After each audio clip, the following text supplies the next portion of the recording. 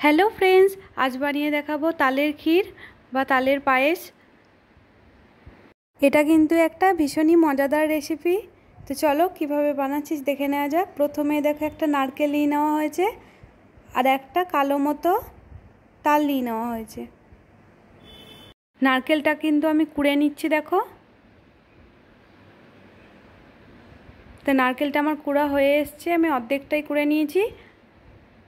আর এখানে ওই মিষ্টি তাল নিয়ে নেওয়া হয়েছে। তালটাকে আমি প্রথমে ওপরের ইটাকে ছাড়িয়ে নিতে হবে, তারপরে দেখো একবার জোরে ঠুকে তালটাকে আমি 3 ধান করে নিচ্ছি।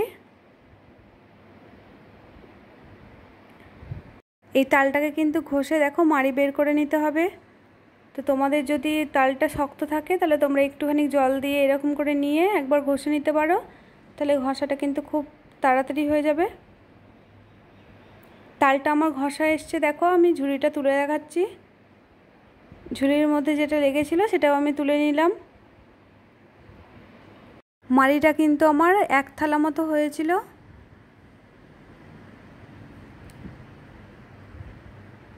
এখানে কিন্তু দুধ মারা হচ্ছে, দুধ মেরে চাচি বানানো হবে। সেই চাচিরই কিন্তু আজকে পায়েস হবে বা ক্ষীর। তো চলো, আমার এখানে কিন্তু ননস্টিকের কড়াইয়ে তালের মাড়িটা গরম করতে দিয়ে দেওয়া হয়েছে। তার মধ্যে 1 চা চামচ মতো চিনি দিয়ে দেওয়া হলো। খুব ভালোভাবে এটাকে নেড়ে গরম করে নিতে হবে। তালের ক্ষীর বানাতে কি কি লাগছে সেটাই দেখাচ্ছি, চলো। প্রথমে এখানে কিন্তু 1 বাটি মতো ক্ষীর নিয়ে নেওয়া হয়েছে, 1 বাটি মতো চিনি, হাফ বাটি মতো সুজি নিয়ে নেওয়া হয়েছে, 1 বাটি মতো দুধ, 1 বাটি মতো তালের মাড়ি, আর হাফ বাটি মতো কিন্তু নারকেল কোড়ানো, আর 1 বাটি মতো এখানে নিয়ে নেওয়া হয়েছে চালের গুঁড়ো। সবগুলো উপকরণ কিন্তু আমার নিয়ে নেওয়া হয়েছে। আমি আরও একবার দেখিয়ে দিচ্ছি কাছ থেকে। এই রেসিপিটা কিন্তু বানানো ভীষণই সোজা। তো আমি এখানে একটা পাত্রে চালের গুঁড়ো নিয়ে নিয়েছি। এরপরে কিন্তু 1 বাটি ক্ষীর আমি সেটাও দিয়ে দিচ্ছি। ক্ষীরটা আমার দেওয়া হয়ে এসছে। এরপরে সুজি দিয়ে দিলাম হাফ বাটি মতো, 1 বাটি মতো চিনি দিয়ে দিচ্ছি এখানে, তারপরে 1 বাটি মতো দুধটা কিন্তু আমি দিয়ে দেবো। সবটা দিলাম না, একটুখানি আমি রেখে দিলাম। তারপরে কিছুটা পরিমাণ নারকেল কোড়ানো সেটাও দিয়ে দিলাম। আর লাস্টে কিন্তু দেখো আমি তালের মাড়িটাও দিয়ে দিচ্ছি।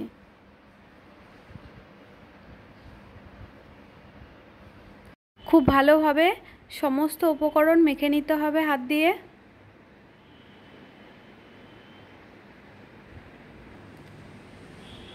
অনেকেই কিন্তু জানো না যে তাল দিয়ে কিন্তু এত সুন্দর একটা রেসিপি বানানো যায়, তালের ক্ষীর।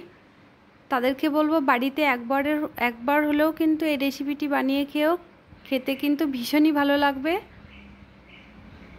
এখন তো তালের সময়, তাল দিয়ে তো আমরা অনেক কিছুই বানিয়ে খাই। তো এটা একবার বানিয়ে খেও বাড়িতে। তো দেখো আমার ভালোভাবে কিন্তু ব্যাটারটা তৈরি হয়ে এসছে। তো এখানে আমি আরেকটু দুধ দিয়ে দেবো। ব্যাটারটা আমার মাখানো হয়ে এসছে ভালোভাবে।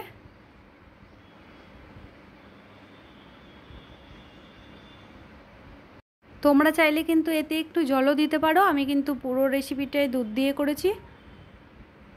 তো দেখো ননস্টিকের কড়াইটা বসিয়ে দেওয়ার পরে আমি কিন্তু দিয়ে দিচ্ছি তালের মিশ্রণটা। দেওয়ার পরে একটু নেড়ে নিলাম। তো আমার মনে হলো যেন আরেকটু দুধ দিলে ভালো হয়, সেই জন্য আমি আরেকটু দুধ দিয়ে দিলাম। দুধ দিলে কিন্তু একটুখানি মতো, এটা কিন্তু বেশি খুব সময় লাগে না, খুব অল্প সময়ের মধ্যে হয়ে যায়।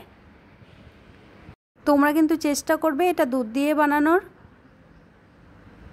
জল দিলেও কিন্তু এটা অল্প পরিমাণে জল দিতে হবে, খুব বেশি জল দেওয়া লাগবে না। তো আমি ঢাকা দিয়ে দিচ্ছি, দেখো।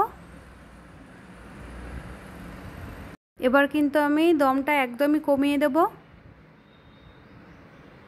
কিছুক্ষণ বাদে ফিরে এলাম। তো দেখো ঢাকনাটা আমি খুলে দিয়েছি।